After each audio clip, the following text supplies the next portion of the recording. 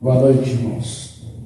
Vamos abrir nossas Bíblias, então, no Evangelho de João, capítulo 14. Evangelho de João, capítulo 14.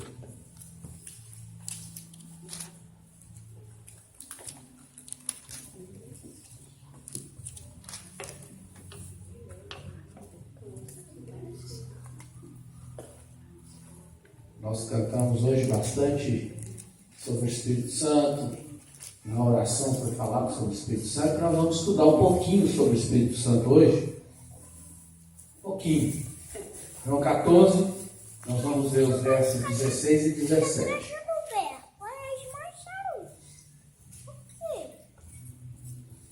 Amém?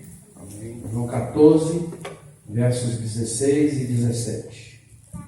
Diz assim o texto: E eu rogarei ao Pai, e Ele vos dará outro Consolador, a fim de que esteja para sempre convosco, o Espírito da verdade, que o mundo não pode receber, porque não o vê, nem o conhece. Vós o conheceis, porque Ele habita convosco e estará em vós. Eu vou repetir a leitura. E eu rogarei ao Pai, e Ele vos dará outro Consolador, a fim de que esteja para sempre convosco, o Espírito da verdade, que o mundo não pode receber, porque não o vê, nem o conhece. Vós o conheceis, porque Ele habita convosco e estará em vós. Amém. Podem sentar. Irmãos, Jesus já tinha estado com seus discípulos, que Ele escolheu a dedo, por quase 3 anos. E nós vemos em alguns trechos da Bíblia que às vezes Jesus falava com multidão de milhares de pessoas. Por exemplo, na época da multiplicação dos pães, havia pelo menos 10.000 pessoas perto de Jesus, e Ele falava com essas pessoas, e Ele não usava microfone. Ele falava com sua voz natural. Então, irmãos, imaginem a potência e o alcance da voz de Jesus em um campo aberto para poder falar com aquela multidão de pessoas. Aí eu estou falando mais ou menos 10.000, mas talvez fossem até mais, porque naquela época, quando se fazia contagem, só se contava os homens. E havia pelo menos 5.000 homens ali. Então, as mulheres e crianças não eram contadas. E além disso, de Jesus ter uma voz assim tão marcante, que alcançava as pessoas na sua intimidade, no fundo do seu coração, algumas pessoas relatam que quando ouvia Jesus, o seu coração ardia. Então imagine os irmãos, Jesus passar 3 anos pessoalmente com seus discípulos, a intimidade que Jesus atingiu com esses discípulos, em termos de o próprio João dormia encostado no ombro de Jesus, uma intimidade tão grande, conforto que as pessoas, principalmente os discípulos, recebiam de Jesus, estando na presença do próprio Deus. E de repente Jesus começou a falar: eu vou voltar para o Pai. Ou às vezes Jesus falava: o Filho do Homem vai ser entregue e vai ser morto. Os irmãos, imaginem o que começou a acontecer com os discípulos. Eles começaram a ficar ansiosos, começaram a ficar temerosos. Jesus vai embora, e agora? Jesus vai voltar para o céu, e agora? O que vai ser de nós? Aquilo que Ele veio, nos falou, os ensinos que Ele nos trouxe, Ele vai embora, e para onde que vai tudo isso? Vai acabar? Eles começaram a ficar ansiosos com a notícia que Jesus cada vez se reforçava mais que Ele ia embora, que Ele ia voltar para o Pai. Mas Jesus chega para eles e fala assim: não se turbe o vosso coração, nem se atemorize. Por que Jesus estava falando isso para eles? E agora aqui no versículo 14, capítulo 16, versículo 17 e 18, né? Ele fala, capítulo 14, 16 e 17. Minha Bíblia virou a página. Ele fala assim: eu rogarei ao Pai, e Ele vos dará outro Consolador. Aqui nós temos, irmãos, na linguagem natural, na linguagem original do texto bíblico, Jesus dizendo para eles que ia mandar, o Pai ia mandar para eles outro Consolador. Então nós precisamos analisar e entender o que Jesus está querendo dizer aqui.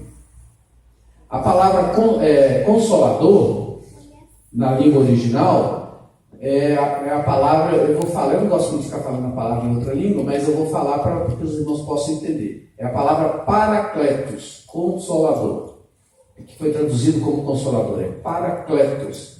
Significa alguém, um auxiliar que vem para ficar junto. Então, quando Jesus está falando, o Pai vai mandar outro Consolador, ele está falando, Deus vai mandar alguém para ficar junto com vocês. Então nós vamos entender bem claramente isso, que o termo traduzido como Consolador, ele está falando de alguém que vem para ficar junto conosco, assim como ele estava. Quando ele fala outro Consolador, é porque ele se coloca na posição de Consolador, ou seja, alguém que estava junto com os discípulos, não estava mesmo? Ele estava junto com os discípulos o tempo todo. Eles almoçavam, tomavam café, dormiam no mesmo local e passavam dia e noite juntos. Então Jesus se coloca como um Consolador. E agora, quando ele vai embora, o Pai vai mandar outro Consolador. Então a palavra Consolador tem esse sentido. Foram analisados textos gregos dessa época aqui de Jesus, e a palavra Paracletos era usada muito em negócios de justiça. Era um termo que os advogados usavam muito nos seus arquivos, nos seus escritos sobre justiça. Então, Paracletos, segundo a lei, é alguém que vem para auxiliar alguém que foi acusado de alguma coisa. Então, eu vou trazer um Paracleto para ajudar essa pessoa. Aqui no texto não está falando com relação às coisas da lei, está falando com relação às coisas espirituais. Então, o Paracletos aqui é aquele que vem para nos ajudar, vem para nos acompanhar no nosso dia a dia. E Jesus usa uma outra palavrinha antes aí, que é a palavra outro. O que ele quer dizer com outro Consolador? Também na língua grega, que é a língua original, existem duas palavras diferentes que foram traduzidas como outro. Então, as duas palavras diferentes são traduzidas como outro. Se a gente não tiver condições, às vezes, de analisar as línguas originais, perde o sentido, né? A gente não sabe de que outro é esse que está falando. Mas as duas palavras que são traduzidas com outro, uma significa outro de uma outra espécie. Por exemplo, eu tenho um carro, o pastor Maurício tem um carro. Então eu tenho um carro, ele tem outro carro. Mas são carros diferentes. Não é? Se a gente usar só a palavra outro, dá a entender que é o mesmo tipo de carro. Então eu tenho um carro, ele tem outro carro.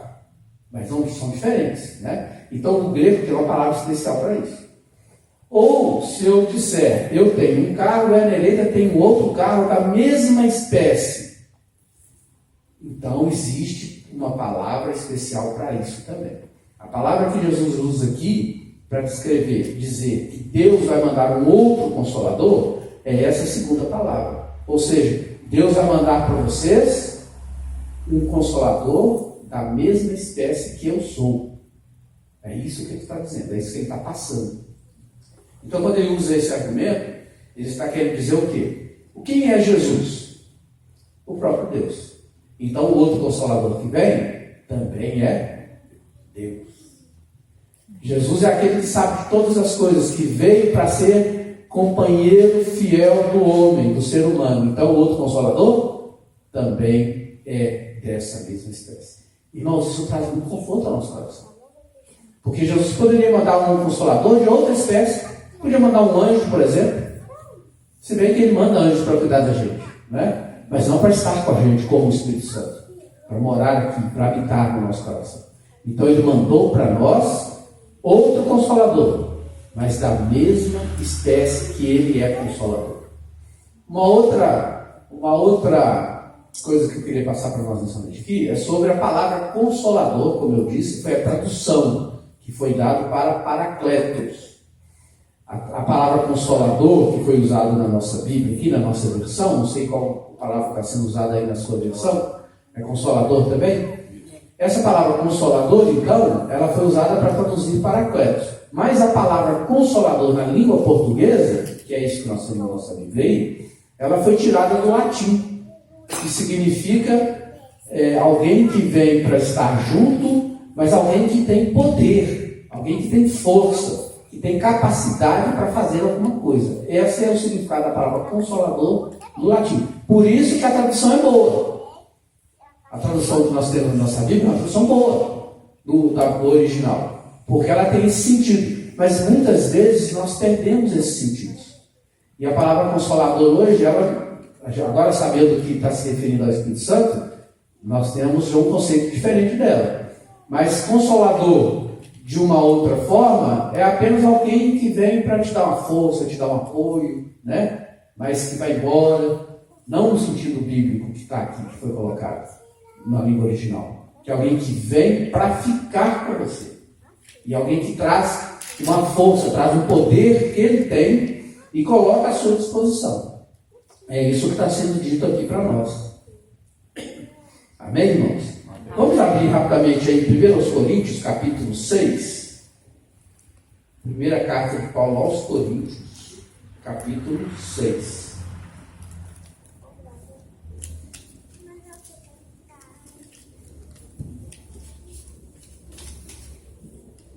1 Coríntios 6, versículo 19.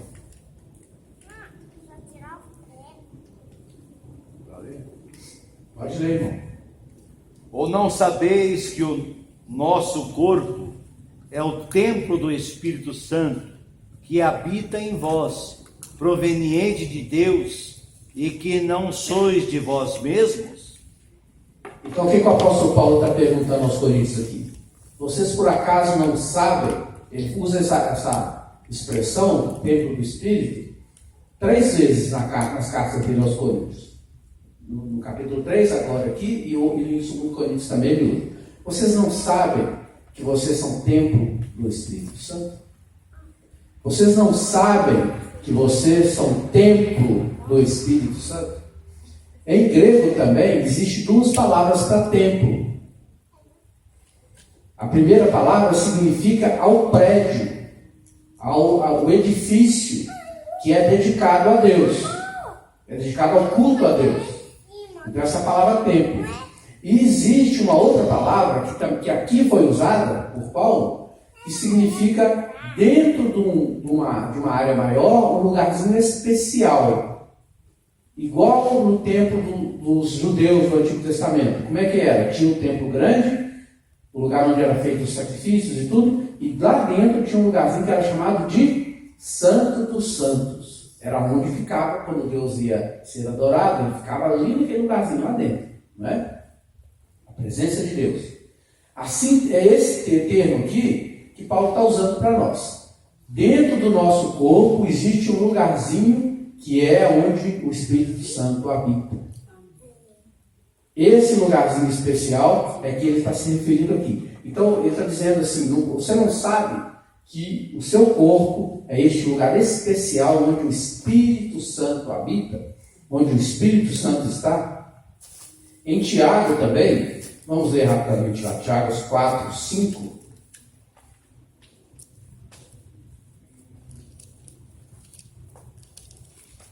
Tiago, capítulo 4, versículo 5. Esse versículo é um versículo especial com relação ao templo do Espírito Santo. Olha só o que diz. Ou supondes que em vão, afirma a Escritura, é com ciúme que por nós anseia o Espírito que ele fez habitar em nós. Vou repetir. Ou supondes que em vão, afirma a Escritura, é com ciúme que por nós anseia o Espírito que ele fez habitar em nós. Essa palavra habitar aqui, nós já falamos sobre ela aqui nos nossos estudos. Diz que Jesus ele fixa a residência em nós e que quando nós permitimos, ele toma conta da casa. Se nós não permitirmos, ele fica dentro da casa, porque ele habita, ele veio para fazer isso. Não é? Na pessoa do Espírito Santo. Então o Espírito Santo entra nas nossas vidas quando nós aceitamos Jesus como nosso Senhor e Salvador. Ele entra. E aqui ele fica habitando. Se eu deixar, ele toma conta da casa toda. Ou seja, ele se expande, ele se sente à vontade na minha vida. Se eu não deixar, ele vai ficar morando lá, mas vai ficar recluso no cantinho, não é? Num lugar menor do que o que ele merece. Mas aqui em Tiago, ele fala que o Espírito Santo, que Deus fez habitar em nós, ele faz isso com ciúme. O que quer dizer isso? Quer dizer que ele vem morar e ele quer tomar conta da nossa vida inteira. Ele quer cuidar da casa, que é a nossa vida, que é o nosso corpo, que é o templo. Ele quer cuidar. Então, e ele faz isso com ciúme. É claro que é um ciúme. Quando a Bíblia, em qualquer livro, usa atributos humanos para se dirigir a Deus, nós temos que olhar isso com ressalva, com cuidado. Quando, por exemplo, diz que Deus se ira, está usando um atributo humano, né? Que é humano. O ser homem é que de vez em quando se ira, fica com raiva, né? Então, quando diz que Deus se ira, não está dizendo que ele se ira como nós iramos. A ira de Deus é santa. Deus não ira para fazer injustiça, para fazer maldade, como muitas vezes nós fazemos. Quando Deus se ira, ele se ira com justiça. Então, quando Deus também está dizendo aqui que o Espírito Santo tem ciúme de nós, porque Deus fez o Espírito Santo habitar em nós. E ele faz isso com ciúmes do corpo. Significa que ele tem tanto zelo que ele não quer que o nosso corpo seja usado para outra coisa que não seja para louvar a Deus, para engrandecer a Deus. E se nós usamos o nosso corpo para fazer qualquer outra coisa, o Espírito Santo fica entristecido, é o termo que usa em outros versículos na Bíblia. Ele se entristece. É como se ele, se encolhesse quando ele vê você usando o seu corpo para fazer qualquer outra coisa que não seja louvar e engrandecer o nome de Deus. Não estou dizendo que nós não podemos, por exemplo, jogar bola ou fazer qualquer uma atividade física. Não é isso. Ele quer que nós joguemos bola, fazemos uma atividade física para louvar o nome dele, ou seja, manter o nosso corpo saudável, não é? Limpo. Então nós temos que usar o nosso corpo, que é templo, é onde ele habita, para louvar o nome dele. Amém. Então ele fica com ciúme quando a gente usa o nosso corpo para fazer outras coisas, que eu nem vou mencionar aqui, mas a gente já pode imaginar, né? Usar alimentos, usar drogas, que vão machucar o nosso corpo, que vão prejudicar o nosso corpo, e o Espírito Santo sente ciúme. Então o ciúme do Espírito Santo é um ciúme santo. Não é como eu sinto ciúme. Eu até não sinto muito, mas porque meu amor já está consolidado há mais de 30 anos de casado, né? 38 anos de casado. Mas eu sentia muito no início. Eu não gostava de ver eu olhando para ela. Era um ciúme doentio, né? Sem necessidade, ou do homem, do ser humano. O ciúme do Espírito Santo não é assim. Ele é um ciúme santo, porque ele zela, ele quer o nosso melhor. Ele quer que o nosso corpo seja dedicado a ele. Amém, irmãos? Amém. Vamos ver também em João 7. João, o Evangelho de João, agora nós vamos voltar lá, capítulo 7.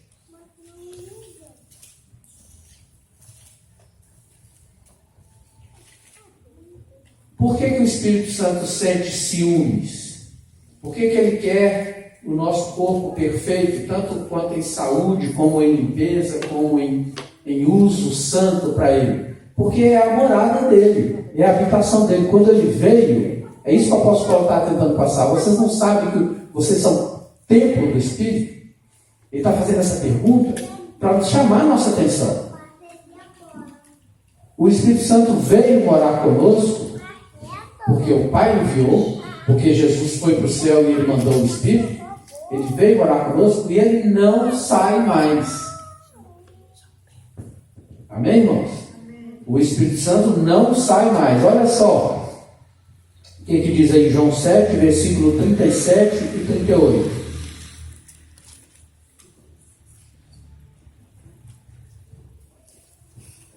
No último dia, o grande dia da festa, levantou-se Jesus e exclamou: se alguém tem sede, venha a mim e beba. Quem crer em mim, como diz a Escritura, do seu interior fluirão rios de água viva. Vamos ler de novo.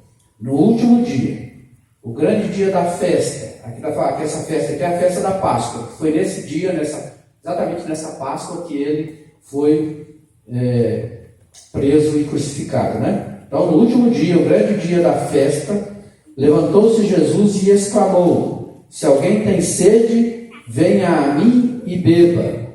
Quem crer em mim, como diz a Escritura, do seu interior fluirão rios de águas vivas. Agora olha só o versículo 39. Isso ele disse com respeito ao Espírito que haviam de receber os que nele crescem. Então, o que Jesus falou aqui nesse último dia, no dia da festa? Se alguém tem sede, venha a mim e beba. E aquele que crer em mim, do seu interior fluirão rios de águas vivas. Isso ele disse, versículo 39, com respeito ao Espírito. Veja que o Espírito está com letra maiúscula. Que haviam de receber o que nele cresce. Vejam só, irmãos, aqui está o segredo de uma vida onde nós vamos permitir que o nosso Consolador, aquele que veio para nos auxiliar, conduza a nossa vida do jeito que Deus quer. Aqui está o segredo que Jesus está dizendo. Existem duas coisas que nós temos que fazer. A primeira coisa é: quem tem sede, o que tem que fazer? Ir a Jesus. Vinde a Jesus. Vir a Jesus. Quem tem sede, vinde a mim. E faça o quê? Beba. Quem tem sede, vinde a mim e beba. Essa aqui é a primeira coisa que nós temos que fazer. Nós temos que ter sede. Temos que ter sede e ir até Jesus e beber. O que Jesus está querendo dizer com isso? Está querendo dizer que o Espírito Santo já está aqui comigo. Mas ele não vai fazer nada que eu não deixe ele fazer. Eu tenho que autorizá-lo a fazer. Ele já está comigo, ele é meu companheiro, ele é o meu auxiliar, que tem poder, que tem força, que sabe de tudo, está pronto para ser usado para fazer qualquer coisa que eu necessite que ele faça. Mas eu tenho que autorizá-lo, eu tenho que sentir sede e falar: Jesus, me dá dessa água. Me dá não, né? Jesus, eu quero beber dessa água. Esse beber dessa água, irmãos, não é receber o Espírito Santo, porque ele já está aqui. Jesus está falando isso aqui para os seus discípulos. Ou seja, pessoas que já tinham. Ele falou assim: o mundo lá fora não tem, mas vocês têm. Então eles já tinham o Espírito. Eles precisavam agora fazer o quê? Autorizar o Espírito Santo a agir na vida deles.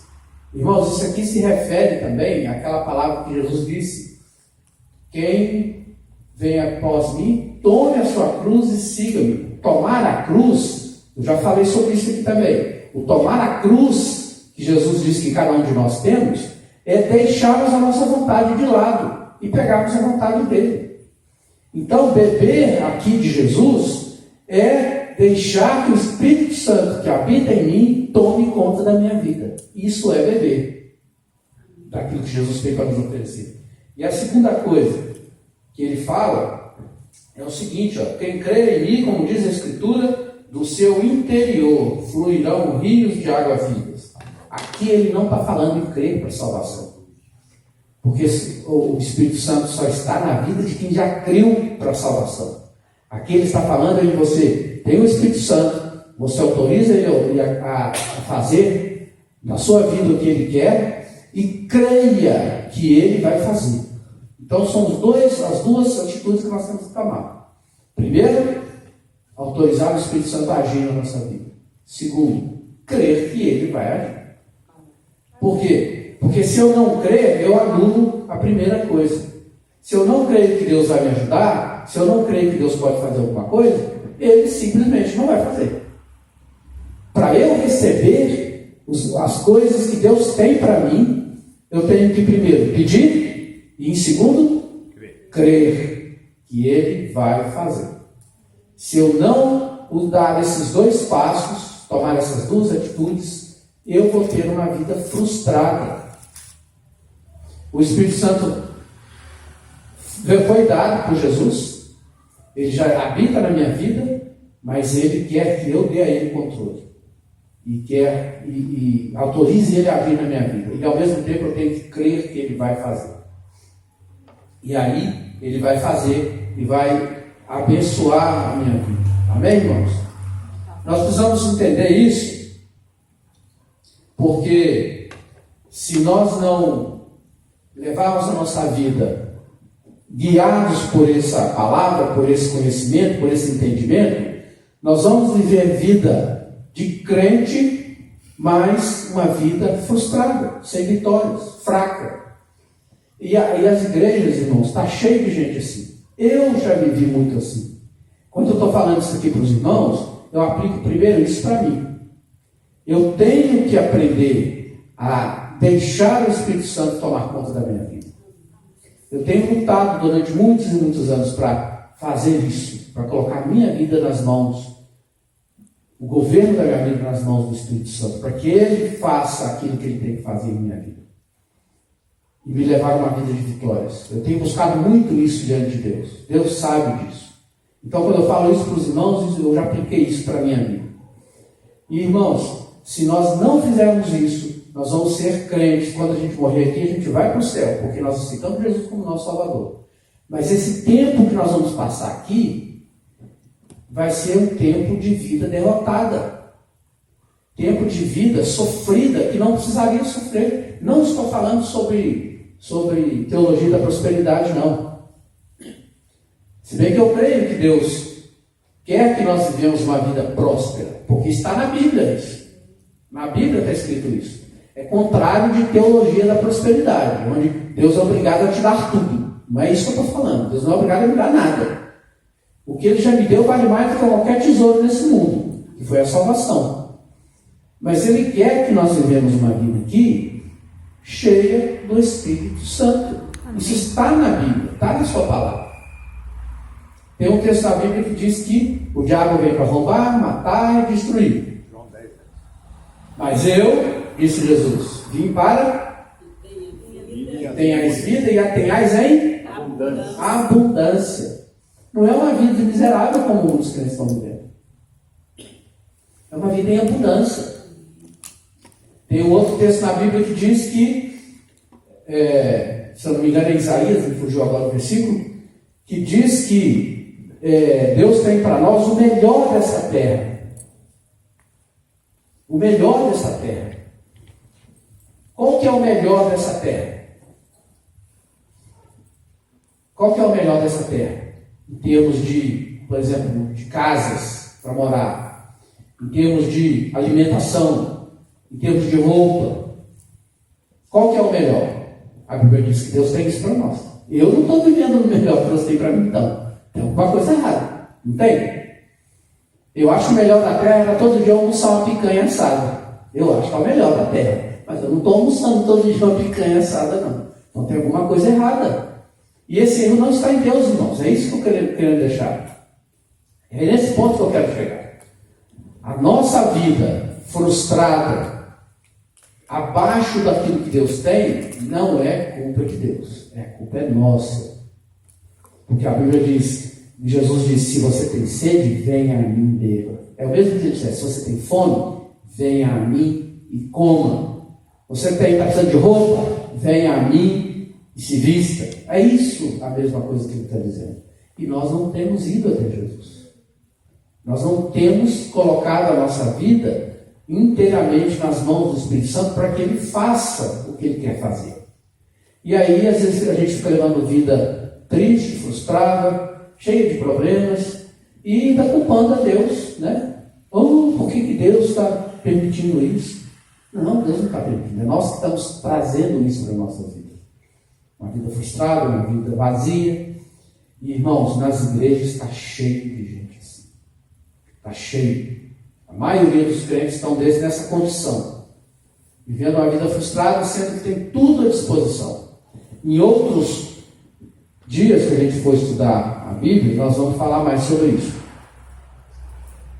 Se nós dedicarmos a nossa vida, o controle da nossa vida ao Espírito Santo, ele vai nos levar do melhor de Deus que Deus tem para nós, enquanto nós estivermos nessa terra. O apóstolo Paulo foi um homem que buscou isso também. E ele diz que ele aprendeu a viver contente em toda a situação que Deus colocava para ele. Porque ele sabia o Deus que ele cria. Ele falava, eu sei que Deus pode me dar do bom e do melhor. E Deus deu a ele muitas vezes. Mas teve épocas também que ele tinha que passar aperto. E ele falou, se eu recebi a abundância de Deus, por que eu não vou receber o aperto agora? Porque Deus tem algo aqui para mim. E ele então se colocou no sentido de receber de Deus aquilo que era necessário, porque ele sabia. E ele falava isso, eu sei em quem eu tenho crido. Eu sei em quem eu tenho crido. E eu queria finalizar, irmãos, com esta palavra para nós nessa noite. Vamos fazer isso que está escrito aqui, ó. No último dia, o grande dia da festa, levantou-se Jesus e exclamou, se alguém tem sede, venha a mim e beba. Quem crê em mim, como diz a Escritura, do seu interior fluirão rios de água viva. Isto ele diz com respeito ao Espírito que haviam de crer os que nele crescem, receber os que nele crescem. Pois o Espírito naquele momento não fora dado, porque Jesus não havia sido glorificado ainda. Então, a partir daquele momento, da glorificação de Jesus, eles iriam receber o Espírito Santo dentro deles. E ele falou, então, aquele que tem sede, venha e beba. Quando ele fala que do seu interior fluirão rios de água viva, ele está falando, como diz o versículo 39, sobre o Espírito Santo. O objetivo, então, do Espírito Santo não é só vir e ser meu consolador, meu companheiro, me ajudar, me fortalecer, me ajudar a vencer as lutas, as batalhas, mas o objetivo também é que ele flua da minha vida para a vida dos outros, que possa abençoar outros, trazendo água para aquele que tem sede, trazendo vida para aquele que está morto. Esse é o objetivo do Espírito Santo, fluir da nossa vida, extravasar, vazar para fora da nossa vida, para abençoar as outras pessoas. E nós temos que colocar nossa diante de Deus para que Ele faça isso em nós. Amém, irmãos? Amém. Amém, então. Que Deus possa nos abençoar com essa palavra e que cada um de nós possa se colocar diante de Deus e falar, Deus, faça isso em mim. Eu tenho sede. Sacia a minha sede, Senhor. Que o Espírito Santo possa tomar conta da sua vida e fluir na sua vida, abençoando a sua vida e a vida das outras pessoas que estão ao seu redor. Amém, irmão? Vamos ficar de pé, então, para a gente encerrar com uma oração. Vamos relembrar que nesse domingo próximo, às 18 horas, nós temos culto aqui, todos são bem-vindos. Todos que estão aqui são bem-vindos a voltar no domingo, às 18 horas. Aí, na segunda-feira, 19h30,